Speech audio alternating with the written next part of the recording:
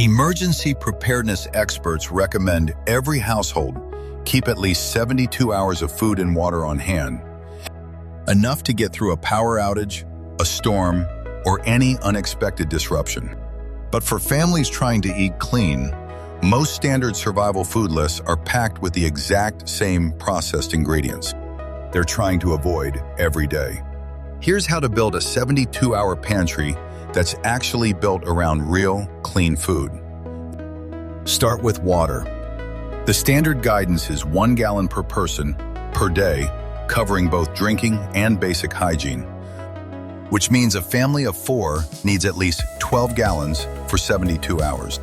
Beyond stored water, having a certified water filter on hand adds an extra layer of security, especially if tap access becomes unreliable.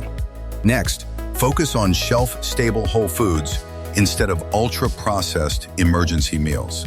Canned beans and canned fish provide protein without artificial preservatives. Nut butters and dried fruit offer dense calories and natural sugars instead of added ones. Whole grain crackers and rolled oats provide filling carbohydrates with short, recognizable ingredient lists. A bottle of olive oil adds calories and flavor without relying on processed cooking fats. Round out the checklist with basics that often get overlooked.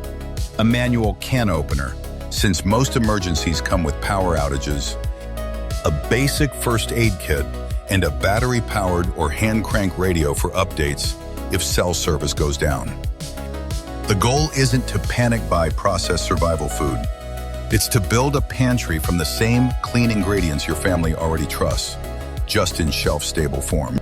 Rotate it every 6 months so nothing expires unnoticed, and you'll have real peace of mind without compromising what you put in your body.